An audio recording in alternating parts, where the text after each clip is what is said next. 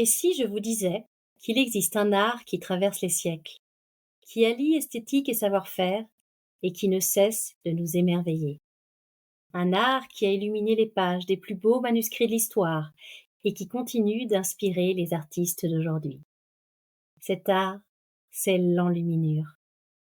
Bienvenue dans le monde des enluminures, le podcast qui explore toutes les facettes de cet univers fascinant.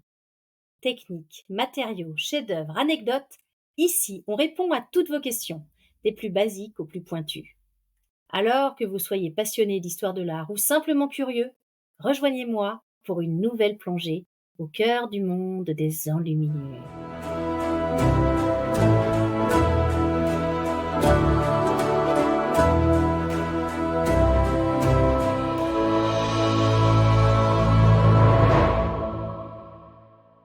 Bordures, cartouches et drôleries, comment embellissent-ils les pages des manuscrits? Bienvenue dans ce 3e épisode consacré à mieux comprendre ce qu'est l'enluminure. Aujourd'hui, nous allons explorer la diversité des éléments décoratifs qui ornent les pages des manuscrits, au-delà des lettrines et des miniatures. Bordures, cartouches, drôleries, découvrons ensemble ces décors fascinants qui font toute la richesse visuelle d'une page enluminure. Découvrons ensemble ces décors fascinants qui font la richesse visuelle de l'enluminure. Les bordures, un écrin pour les enluminures. Les bordures sont un élément incontournable des pages enluminées. Elles encadrent le texte et les illustrations, créant ainsi un écrin esthétique et symbolique. Leur rôle est à la fois décoratif et structurant. Ces bordures peuvent prendre différentes formes et dimensions, s'adaptant ainsi à la mise en page du manuscrit. Véritables œuvres d'art en elles-mêmes, elles peuvent être ornées de motifs géométriques, floraux, animaliers ou même de scènes narratives. Au fil des siècles, les styles de bordure ont évolué. À l'époque romane, elles étaient souvent composées de motifs architecturaux stylisés. Puis, avec l'avènement du style gothique, elles se sont enrichies de feuillages luxuriants, de fleurs, de fruits, donnant ainsi l'impression d'un jardin foisonnant encadrant la page. Les bordures pouvaient aussi accueillir des armoiries, des devises ou des symboles liés au commanditaire du manuscrit, témoignant ainsi de l'importance sociale et politique de ces ouvrages. Les cartouches et les fioritures ornementales. Parmi les autres éléments décoratifs, on trouve les cartouches. Ce sont des encadrements qui mettent en valeur un texte ou une image. Ils sont ornementés de motifs divers et rehaussés de couleurs. Les fioritures ornementales, quant à elles, sont des motifs décoratifs plus libres. Leur rôle est purement esthétique, apportant une touche de fantaisie aux pages enluminées. Les fins de ligne, signes de paraphe. D'autres éléments rythment les pages et manuscrits.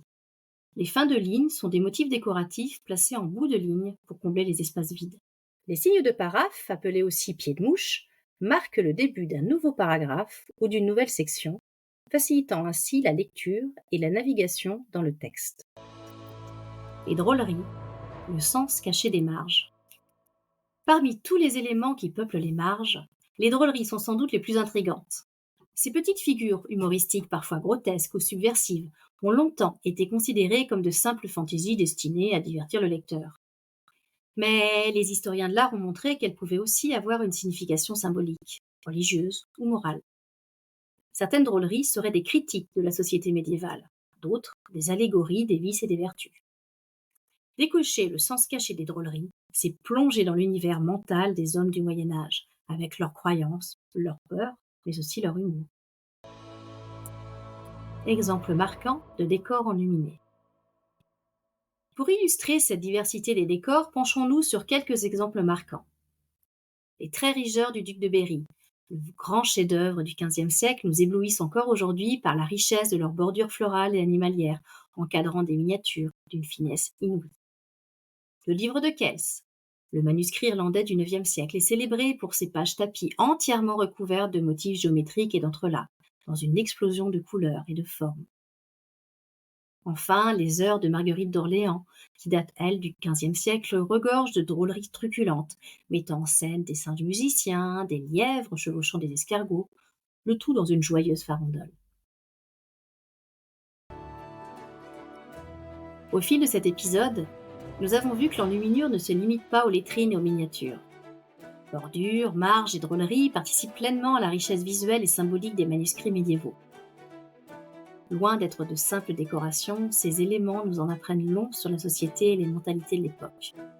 Qui a dit que le Moyen-Âge était une période obscure, sombre et triste? Franchement, quand on regarde les pages enluminées, on en est bien loin. Dans le prochain épisode, nous irons encore plus loin dans les secrets de l'enluminure en explorant la petite histoire de l'enluminure et vous verrez qu'elle rejoint très souvent la grande histoire. Et voilà, notre exploration du monde des enluminures s'achève. Mais il reste encore tellement à découvrir. Si vous avez envie de continuer à plonger dans cet univers fascinant, si vous vous posez encore 1001 questions, alors je vous invite à vous abonner à la Lettre d'Heure, la newsletter mensuelle dédiée au monde des enluminures. Chaque mois, vous y trouverez des sélections, des liens, des vidéos et même l'avancée de mes propres travaux d'enluminure. Pour vous abonner, rien de plus simple. Le lien est en description. Alors, prêt à illuminer votre boîte email? À très vite!